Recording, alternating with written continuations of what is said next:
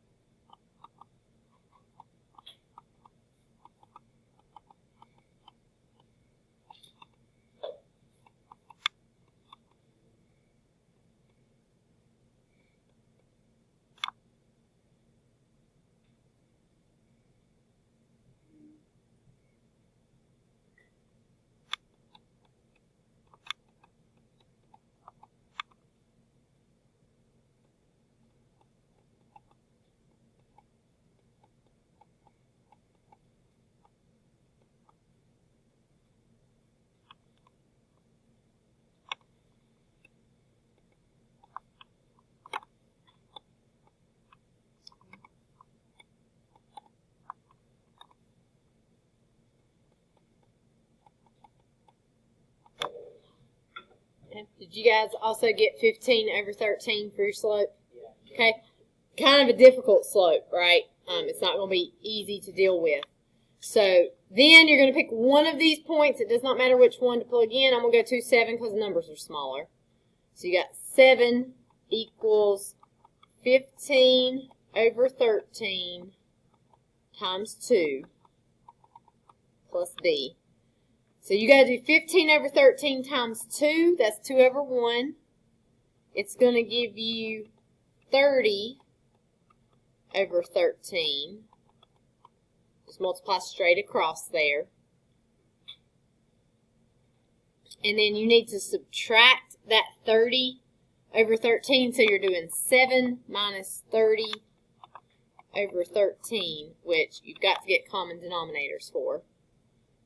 So you would have to multiply the top by 13 and the bottom by 13. So that's going to be, let's see, what, 70 plus 21, 91 over 13, I believe, minus 30 over 13. So you will get 61 over 13. This is your b.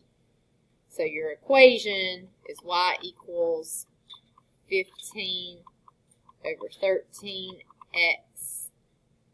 plus 61 over 13.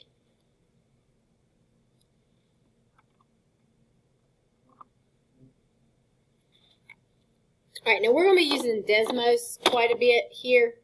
So Desmos is pretty neat. We haven't used it a lot because we've been really focusing on being able to do everything by hand. But we're going to use Desmos a lot in this next unit. So it's just Desmos.com. And if I graph this 2,7 and 1522, I can check to see if my answer is right by graphing the line. So y equals 15 over 13 x plus 61 over 13 here. And if I zoom out a little bit, you can see But that line right there goes through both points. So we can check it to see that it is correct. It's also fine if you want to do decimals. We're going to see that we're going to do decimals on a lot of these. So 61/1/13. So if I had done y equals 1.15384 x plus 4.692307 and so forth, you know, you can see that that would give me the same line as the screen line. They're equivalent. We're going to use decimals a little more today just because the fractions can get really out of control whenever you're dealing with real life numbers.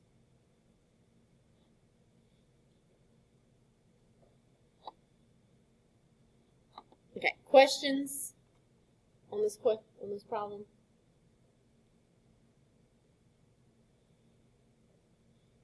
All right, so if you know how to find the equation of a line that passes through 2 points, then you know everything you need to know for today, basically. So what we're going to do is we're going to look at writing equations for given situations, given our data points that we've gotten. So at the end of class, if you were here, and if you were not, that's okay. I have as much data as we need anyway. If you were here at the end of class, after the test, I had you guys fill out that those Google forms for me that gave me some different information about yourself. So one of the questions that I asked was I asked for your age and the grade that you were in, and then I asked for the ages and grades of any siblings that lived in your house to add to the Google form. So I took that data, and if you will click right there on that link for Desmos, it should take you to a graph that looks like what I have here.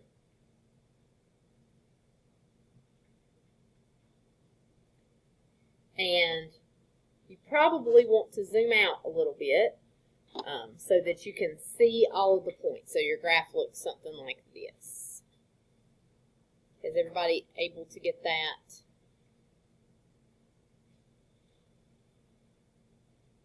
Okay. All right, so what we want to do is we want to create an equation for this line, or for this data right here. So I made these points right here where you can drag them wherever you would like. And what we want to do is we want to create a line here. Now I could do like this. That has a lot of points that hit the line, right? That looks good for a lot of those points. But what do we know about all the rest of these points? They're all falling below that line, right? So it's really not like the best line that we could make because it's not taking into account all of these points that we have here below the line. So I could kind of drag my points, you know, I think it looks best sort of like that maybe. Maybe. I think that looks pretty good. Pretty good? Right?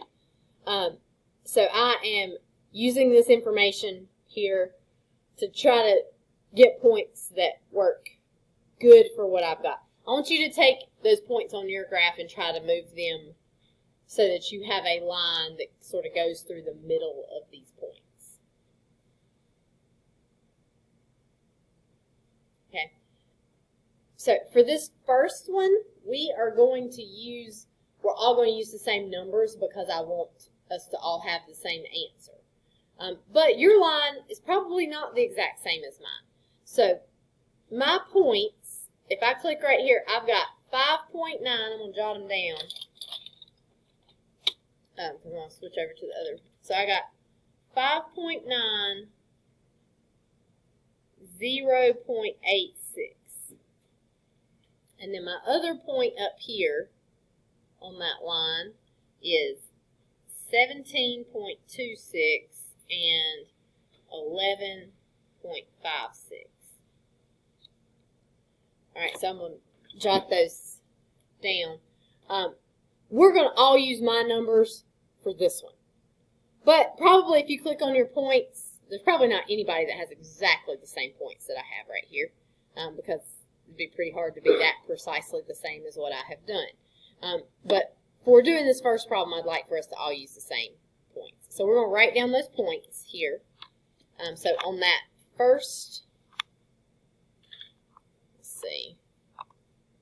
I don't like doing the notes in Google Slides because it doesn't let me write on it like I want to. But I don't know why they don't have that feature added. So I've got 5.9, 0.86. That's my first point. And then I've got 17.26 and 11.56. Okay. Messed that up. Oh, great. It's not showing up where I want it.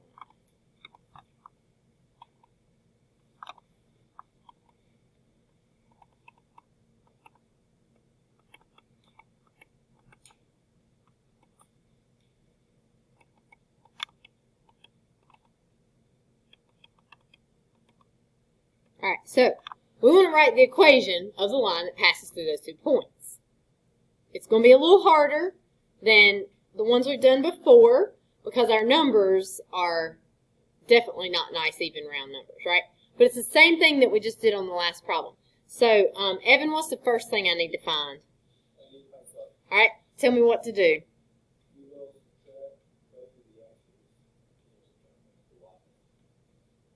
What goes on top? Okay, so tell me how to put that into the equation.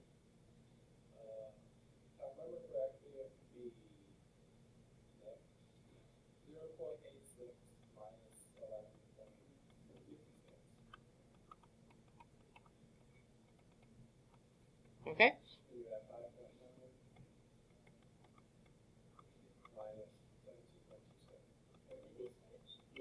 Doesn't matter.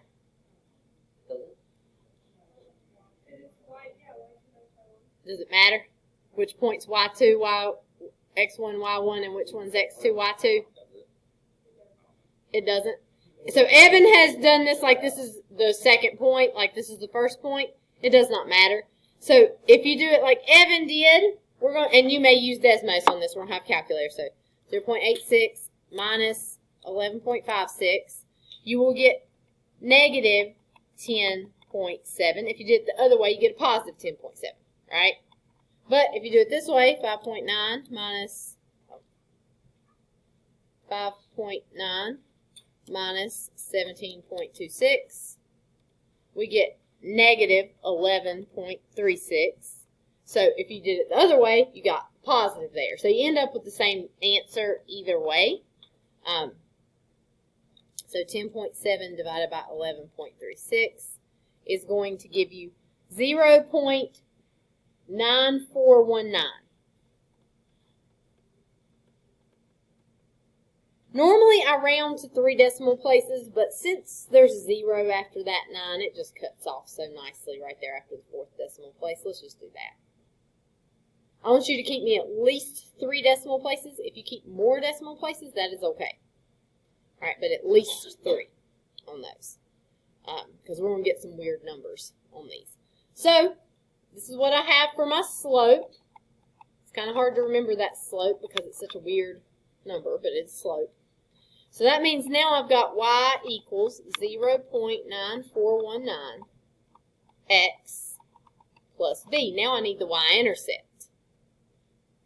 So, for my y-intercept, I need to plug in one of these points. Ian, which point do you want to pick? Which point do you want to pick to find the y-intercept?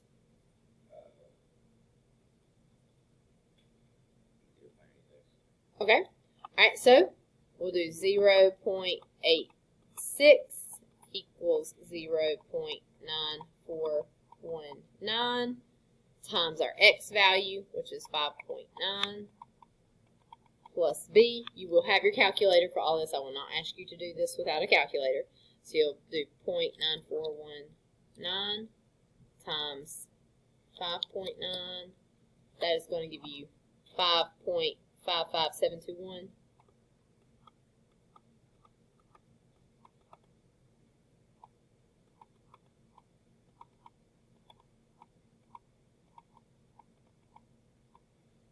And then I would need to subtract that 5.55721, and I do 0.86 minus 5.55721. I get negative 4.6971. That's my b. So my equation is y equals 0.9419x minus 4.6971. I kept more than 3 decimal places, which is fine. Make sure you keep at least 3 decimal places. So if you had 0.0942x minus 4.697, that would be okay if you rounded off to 3 decimal places. But if you keep more, if you kept like all of the decimals, that would be fine. Alright, so here is my equation of my line. Let's, oh shoot, I closed out what I had there. Let me click on this. Let me open this back up in Desmos. Alright, so if I graph that line, if I go down here and type in y equals 0.9419x minus 4.69721, if I look at that graph, my points are not in the same spot as they were before. Closed it out. Let me put these up here. Okay, you can see that gives me this purple line here. It goes through most of my points pretty well, right? It seems to fit pretty good. Okay, questions? Okay, now, why is this useful? Why is writing this equation of the line useful? Because just doing this to write the equation of the line is not helpful to us, right? And the situation we're looking at is a little over, I mean, you guys probably could already guess which grade somebody is in based upon their age. We're using a fairly simple situation here. But let's look at the next part here. Everybody's got that line written down, right? Because I'm getting ready to get rid of it here because it won't let me do this. All right, so here's some questions. Using the equation you found in Part C, or use the equation you found in Part C to predict the grade that a 9.5-year-old will be in. All right, so remind me. I had 2 variables in my equation. I'm going to write that equation back up here at the top. It was y, yours, you can see it on the same page, I just can't here. It was y equals 0.9419x minus 4.6971. And what did the x stand for? When we looked at our table here, what was our x? It was age. And what was the y? Grade. So if I have someone who is 9.5, which variable should I plug that in for? X, right? So to solve this, I could do 0.9419 times 9.5 minus 4.6971. And if you just go down to the next line on Desmos, you can do 0.9419 times 9.5 minus 4.69721. And I get 4.25. But let's think about this. That's probably 4th grade, right? Somewhere in the 4th grade. Now, we know that, it's not going to be terribly precise for this because you're in a grade for a whole year, so your age is going to vary for that year. There are things that we'll look at where the precision matters a little bit more. But to this, rounded to the nearest whole number would be good.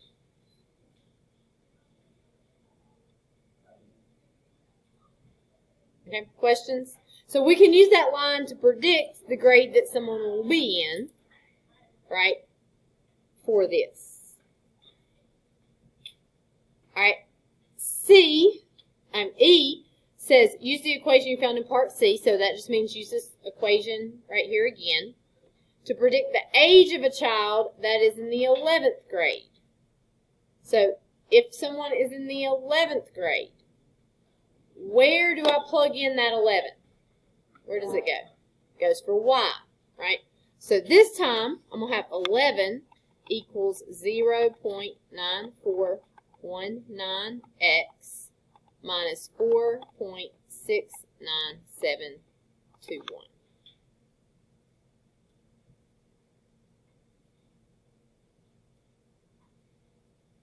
I need to solve that equation for x. So, Isabella, what would I do to solve that?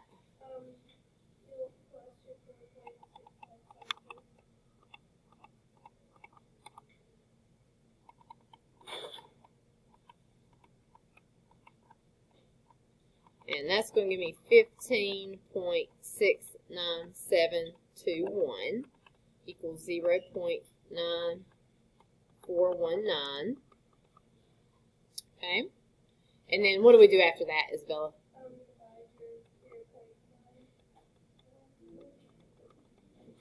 Good.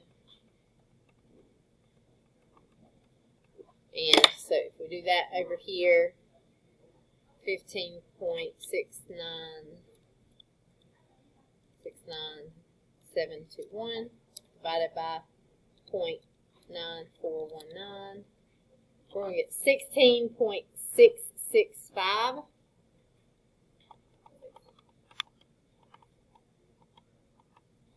And what I would probably do for this is, we're talking about the age for this grade.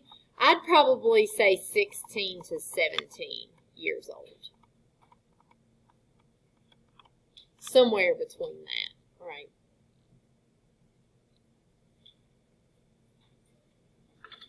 So 16.665 does round up to 17, but most 11th graders probably going to be between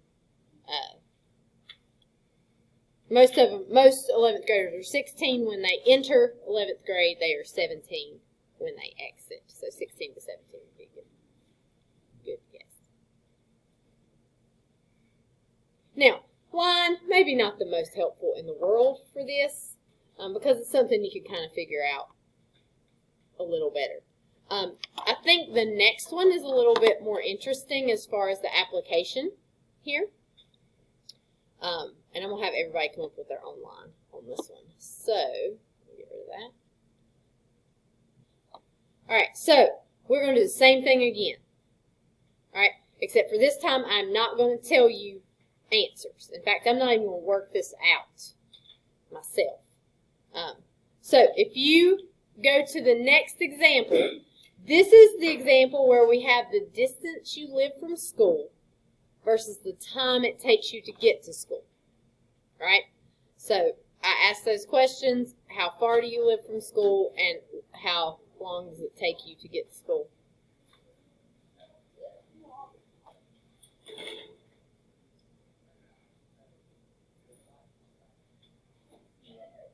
Shut my door back, please, Hunter. Hunter. Shut my door back, please. Thank you.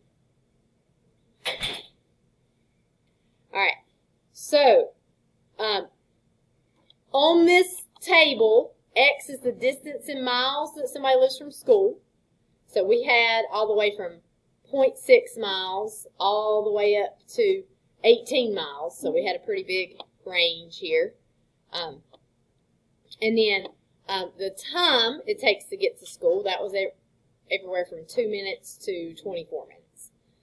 So I want you to drag your points. You can see they're not a perfect line, but you want to try to get them to fit, you know, whatever you think fits the best. Maybe you think it looks like this. Maybe your neighbor looks more like this.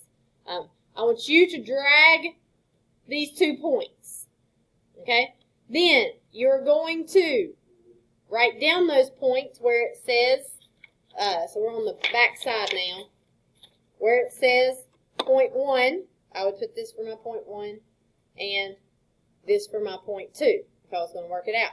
Everybody's doing it on their own, so everybody's points are probably going to be a little bit different, okay, because you're doing this on your own. And then you'll do like we did on the last problem, and you'll find the equation that passes through those 2 lines. Okay, everybody got it? I'll be around to help if you need some help. Wait, so what counts as point 1 if you want to? The 2 points that you can move are the ones I want you to. I know, but like which color? It doesn't matter which one. Either one. Fine. Yeah, it doesn't matter which color is point 1, which color is point 2.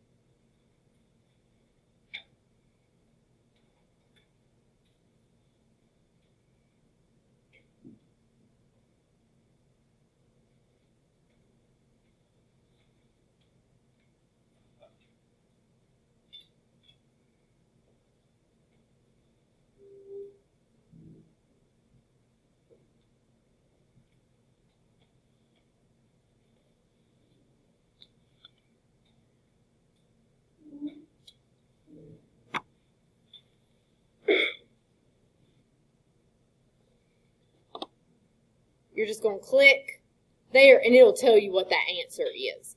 I would like for you to try to do everything in Desmos. The main reason for that is because Desmos is the calculator that you're going to have on the exam. You also are welcome to use a handheld calculator if you would like to, because you will have that on the exam as well. But Desmos is what you'll be using on the calculator. So I would rather you use this just so you're familiar with it and using it correctly. And then you can either get rid of that, or you can just like go down to the next line and do something else there.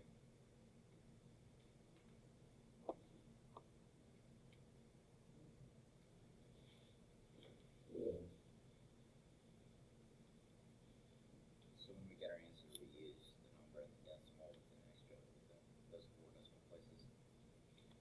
So it's like 1 decimal 1 1 1 1.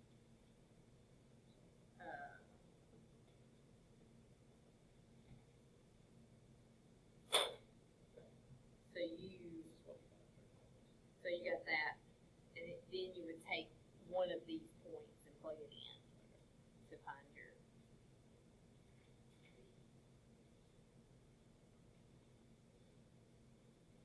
Go ahead and do 11 divided by 7 there, and get a decimal for that, and it will make it easier to deal with.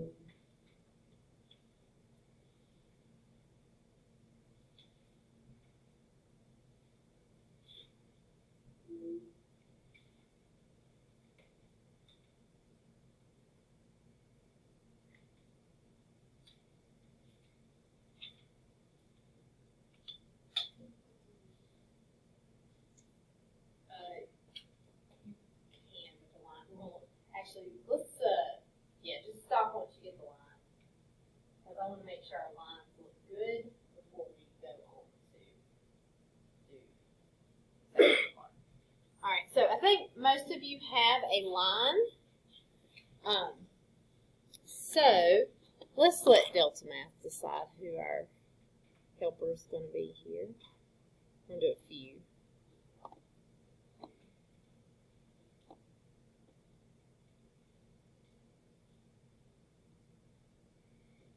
All right. Haley, what's your line?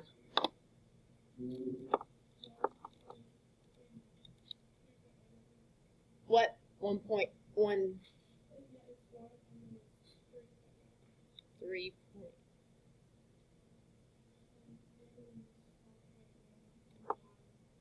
Oh, okay. Not your points, but what is your equation of your line? Do you have your line? What is your slope?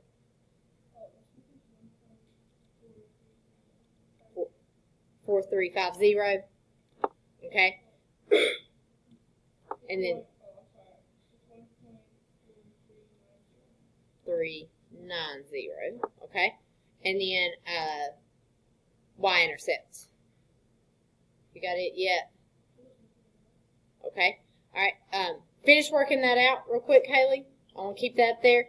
Does Haley's, so I've got Haley's slope in there right now, but a y-intercept of 0. Does it look like her slope's pretty good? I think it's, the line's too low right now because I don't have a y-intercept in there. She's working on that for me. But I think that's going to go through those points if we just slide it up a little bit. So I think this is looking reasonable. Okay. She's going to finish that up for me so I can amend hers. Let's see who else it wants. Savannah, what did you get for your line for this one? Mm-hmm.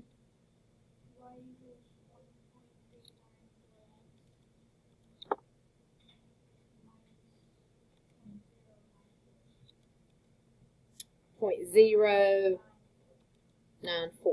Okay. There's Savannah's. Does that go through the points? Okay. All right. I think that looks pretty reasonable there. Okay. Let's see what else. And Savannah, is that like pretty much what you wanted it to look like? Okay. All right. Let's see who else we got. Riley's not here. Eddie, you got your line. You don't have yours yet. You're on the wrong page. All right. Rosalind, what is your...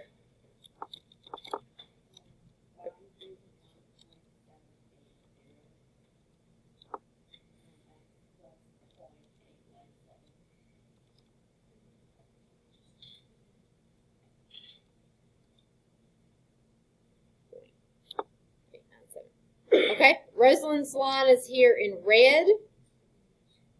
Okay, it looks pretty similar to Savannah's. Pretty close. Do you guys like it better or worse than Savannah's?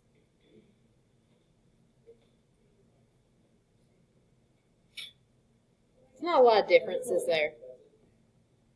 Not a lot of difference there. Okay, let's get somebody else's. All right, Kaylee, what did you get for yours?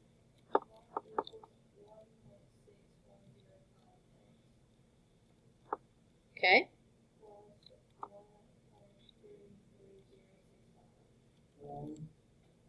Okay, Kaylee's is showing in blue there. In fact, let me do this. Let me make the others go away for a minute. Okay, there's Kaylee's. Let's compare it one at a time. There's Rosalind's. There's Savannah's. Haley's still working on hers. You guys like, all right, what'd you get for your y-intercept, Haley?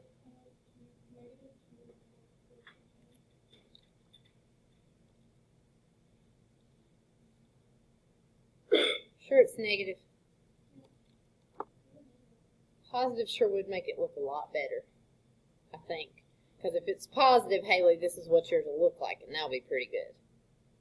If it's negative, I think you probably did something wrong with your negatives, because if you do a negative, this is what it looks like. It's not even close. It's not through any of the points. So I think you messed up there, but it was probably just a sign, because it looks pretty good if you do that. So, all right, this gives us a pretty good variety, right? Here to look at. Well, let's get one more. Let's see what Delta Math's got. One more. Put this on here. Lexi, what did you get for your line?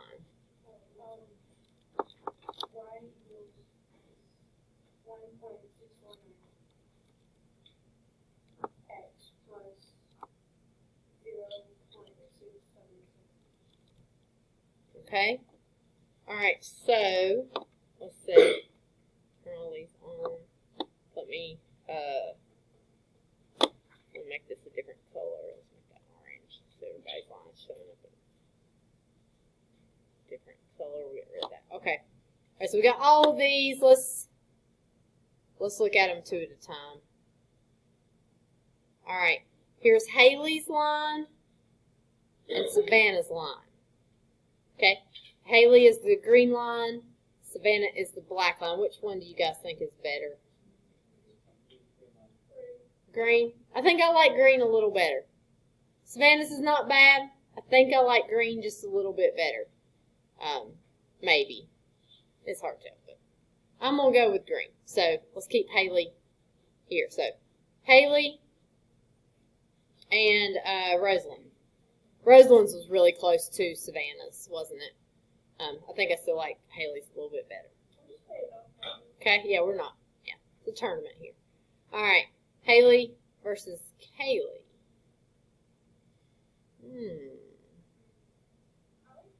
I think I like blue a little bit better. It seems to fit the points a little bit better down here than green does. Although green is not bad, but I think I like blue a little bit better. Let's go blue. All right, and then let's see Lexi's. Those are very similar. You can see their equations are pretty similar too. I think I still like blue a little better though. What do you guys think? I think I like blue a little bit better. All right, so let's go with Kaylee's line. Okay, so leave the work you have for your own line because hopefully you should have. If you have a slope that is way off from any of these. If your slope is like 0.72, then you probably did something wrong. If you graph it, then you will have, if yours looks like this, equals 0.712x minus 1.278. If that's your line, you did something wrong. This line is not even close to those points, all right? So you can always graph your line to see if it looks like it's pretty good or if, this is not right. But let's go with Kaylee's here because I think it is pretty good. So I'm going to go back over here. So we're going to use, for this one, I think this will show up. Here, let's just call that y right there. All right, so we're going to use this equation, y equals 1.6105x plus 1.33065 to answer our questions here. The only reason I'm using this instead of something else is just because I want us to all have the same numbers to work with as we work this out. So your line is a perfectly good line probably, and you could use it as well. We're going to use Kaylee's here. So use the equation you found in part C to predict the distance that a person lives from school if it takes them 13 minutes to get to school. So this equation over here, when we put that table in, what was X? What was Y? What does the X stand for? Distance. Y stands for time. So if they live 13 minutes from school, where do I plug it in? X or Y? It goes for Y. That's our time, right? So it would look like this. We'd say 13 equals 1.6105x plus 1.33065. Right? Eddie, tell me how I would solve that equation right there. Minus 1.305. Good.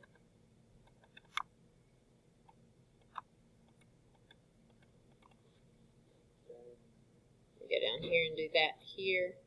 So 13 minus 1.33065. That's giving me 11.66935.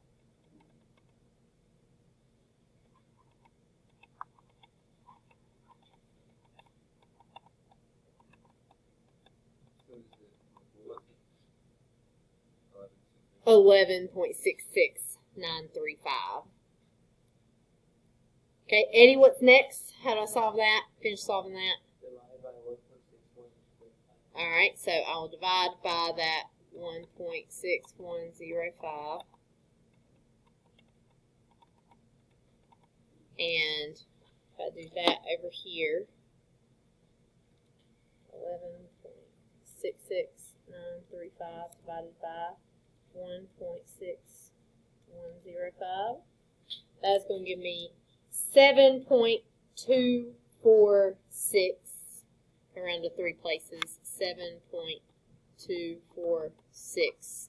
And that's my x. That's distance. So that is miles.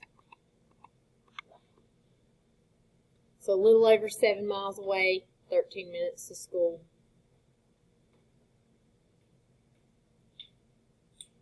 I think that sounds pretty good.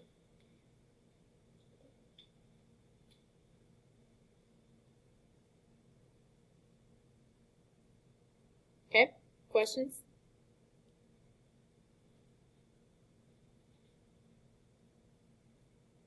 Okay. All right, second part, ask us to use that equation to tell how long it will take to get to school if you live 18 miles from the school. So this time, does that go in as an X or a Y? It goes for X, right? And so that's a little easier to plug in. You don't have to solve the equation. It's 1.6105 times 18 plus 1.3305. Okay, so 1.6105 times 18 plus 1.33065. And we get 30.319 or 320. Actually, that's a weird rounding. 30.320 minutes. It's about 30 minutes.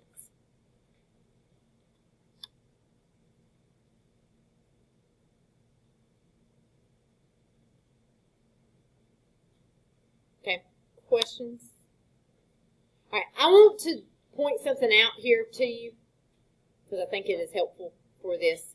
Now, it is unlikely that you are going to live 100 miles from where you go to school, but let's say that you did, right?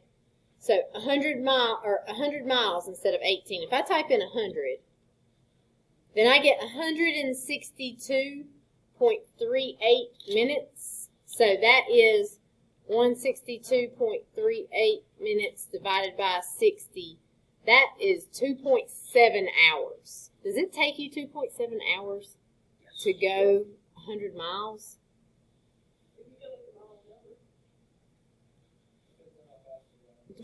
Always depends on how fast you're going, right? But if you're going to drive from here to Winston, which is about 50 miles, it's only going to take you, no, it'll take you longer than that.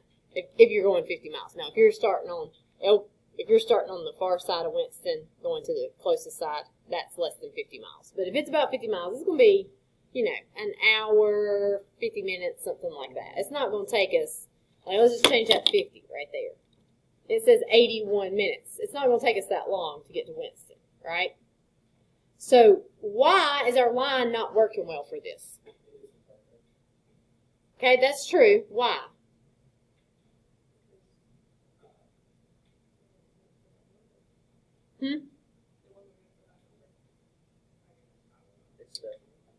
Yeah. I think everything else seems pretty reasonable, right? I mean, this 7 miles taking 13 minutes, that seems pretty reasonable to me. I come here in about 12 minutes. I live in Jonesville, and it takes me like 12 minutes to get here, and it's like 50 miles. Did you put yours on here? No, so Yeah. if you're 10.4 miles, it should be like 12 to 13. If you're on here, then. 12. Hey, this is what the Google Maps told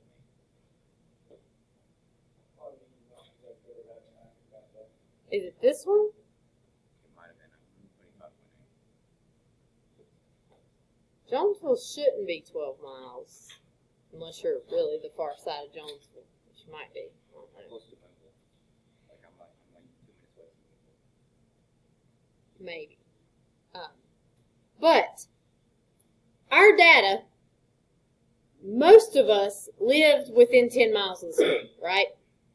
So we were basing this all on kids who lived pretty close to the school. We didn't live that far away, right? So if you're not going very far, are you more than likely driving on the highway? Probably not, right?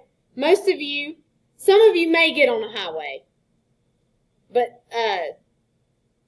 you know, really the only, like, major highway probably anybody gets on is 77. If you're really far away, maybe 421, but I don't think we have anybody that's that far away, right? So, very few of us are going any faster than, like, 55 miles an hour on the way to school, right? That's probably, like, our max speed, if we're not speeding too much. So, our data is all based on back roads, sort of, destinations, right? Do you take back roads if you're going to go a really long distance? Not usually, right? If you want to get there the fastest way, probably not. So what happens with this data is it's pretty accurate for what we are using it for, right? For your distance to school. However, it's no longer accurate when we start using it to predict distances that are far away. Because it's telling us that if we lived in Winston and wanted to drive here, then it would take us 81 minutes, which we know is not true because we can drive to Winston in under an hour from here, right? So what this is called is it's called extrapolating the data. So we have all this data that's right here in this area. We wrote an equation for this data, and then we assumed that it applied in a situation that was outside of our data, right? So we made that assumption. This is still going to be true even if I'm going 50 miles or 100 miles or 300 miles away. And it doesn't fit with our data. You can even see, I think this is Giancarlo right here, that this is our point, I believe, that was our, where's it on the list? It's 18 and 24. Let's see if it highlights it whenever 18, 24. You can already see it doesn't fit the data very well, right? It's kind of down here off by itself because it's starting to be outside of what we're talking about because he's not in district or even close to it, right? So we can see that sort of fall off. If we graph the point, like we know that at 50 miles, it's going to take us about 50 minutes. If we graph that point for, you know, living in Winston, look how far off it is from the line. And we'd probably see that be the case for anything longer, right? So you have to be really careful when you're using data. You don't want to use it to predict anything too far out. So like, for example, we were looking at the population of Elkin. And if the population of Elkin was decreasing, you know, by 20 people per year in Elkin, we could use that to predict for the next several years. Would it be smart to predict how many people will live in Elkin 200 years from now using that data? Probably not, because lots of things could change, right? Lots of things could change. It could continue like that. There could be, you know, they could build a huge Amazon warehouse sort of deal that brings in tons of jobs and is going to, like, really grow the area. That could happen, right? And then we would see it trend back up. We could have, some weird something happen where everybody leaves Elkin rapidly, and there might be more people gone. So you could see a lot of different things happening there. So you want to be careful when you're using your data. You do not want to assume that these trends occur forever, because if you do that, it probably is not a safe assumption a lot of times. You don't want to go too far outside of your data. It might be okay to use it to predict, like right here at 12 miles away, but not a great idea to predict over here at 45 miles away. Okay, does that make sense? Okay, let's look at our last one. We're going to do it together. This one I think is really interesting. So this came from the old textbook that we used to use, and I hated the textbook, but it did have some good application stuff sometimes. So this is data that came from a textbook on this next slide right here. Let me get rid of that. All right, so if you'll click on that last one there, so example 3, percentage of doctors who are male.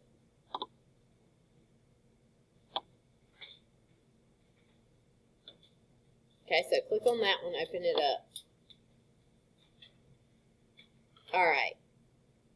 And so for this line, we have the data from 1960 to 2010 on the percentage of doctors who are male. So in 1960, 98% of doctors were male. What does that tell you about the percent that were female? 2%, right? So you only had 2% of doctors were female. Very few female doctors. But you can see that the percentage of male doctors is dropping. All right? So in 2010, which is the most recent data point that we have here, we were around 71% male. So that would be 29% female. Okay? So it was dropping. Seems like that still seems sort of high, but you must also keep in mind that when you go to the doctor's office, sometimes you are seeing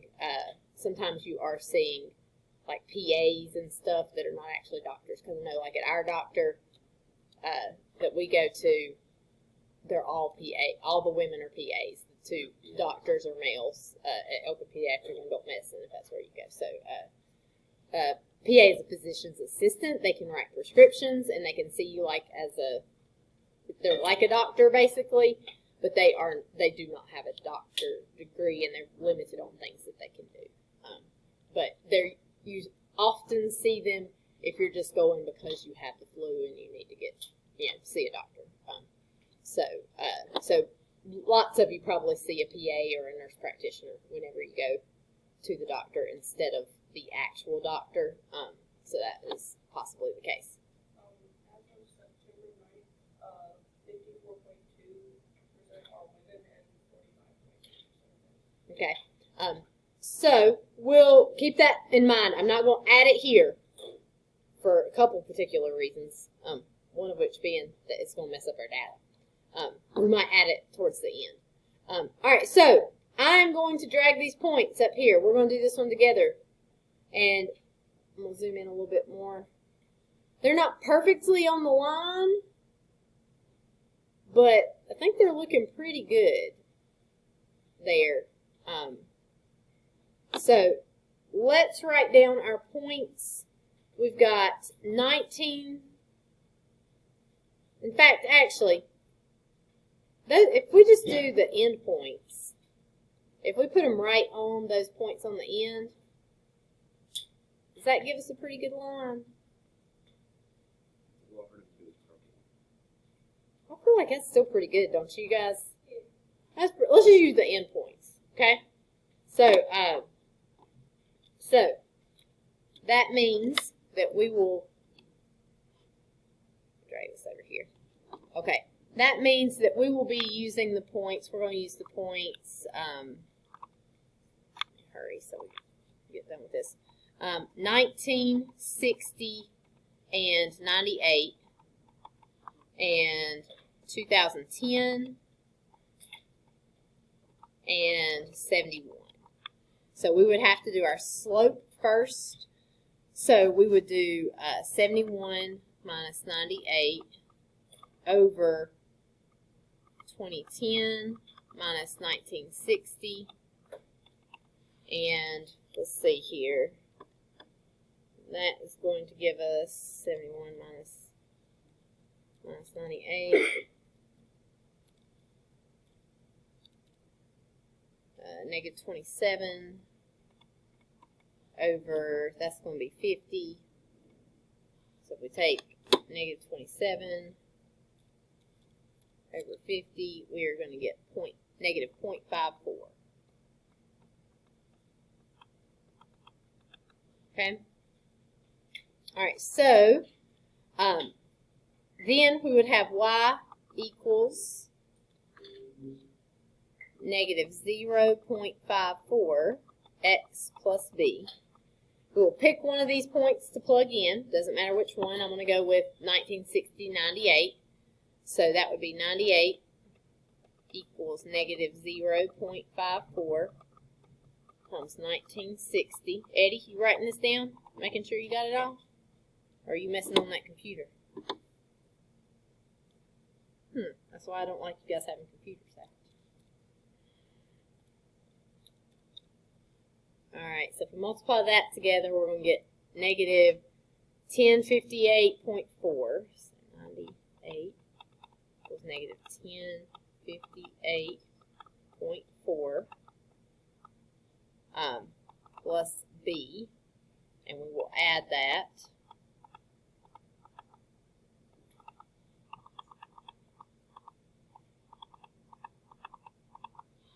So that is going to give us for our b, so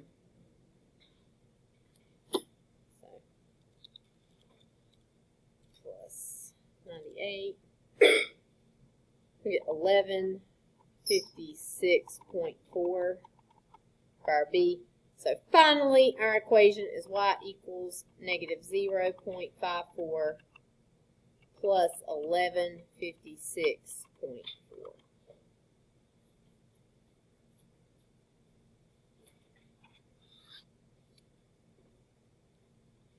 Oh, and I forgot my x. You'll have an x right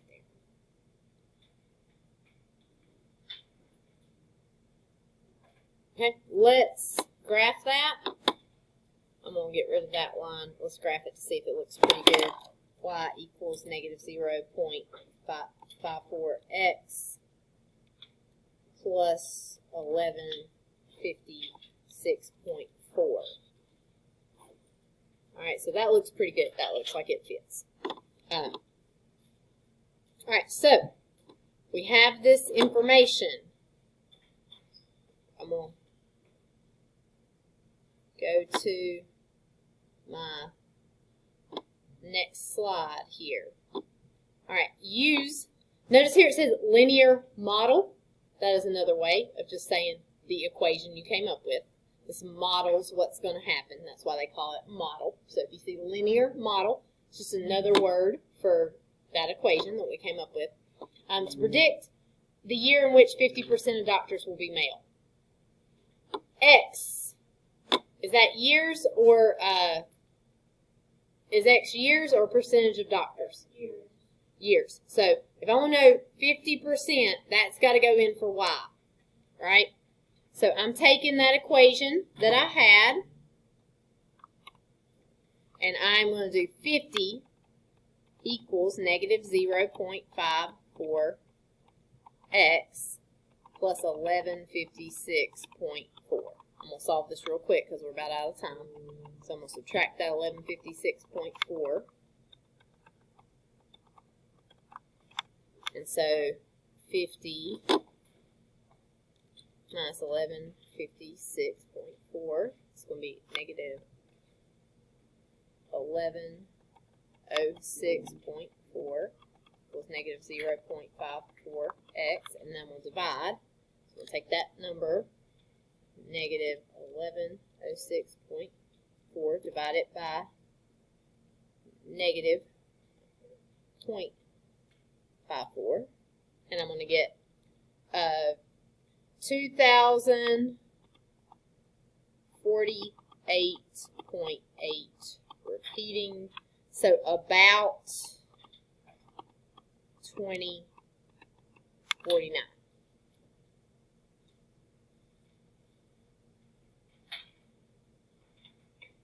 Okay. Second question is going to say what percentage of doctors are male in 2080? Okay. So this one I've just got to plug in. I'm going to have negative 0.54 times 2080 plus 1156.4. So if I do that, negative 0.54 times 2080 plus 1156.4, I get 33.2%. Okay. Now, from a quick Google, Caitlin told us that it's at like 56%, 54% was 54%. So, do you think we'll get to 50% quicker than 2049? Seems like it probably, right? Because that's almost there, so it might be accelerating. Do you think that only 33% of doctors will be male into 2080? Okay? Is there any reason that we should think that women are going to overtake the medical field and be doctors more so than men?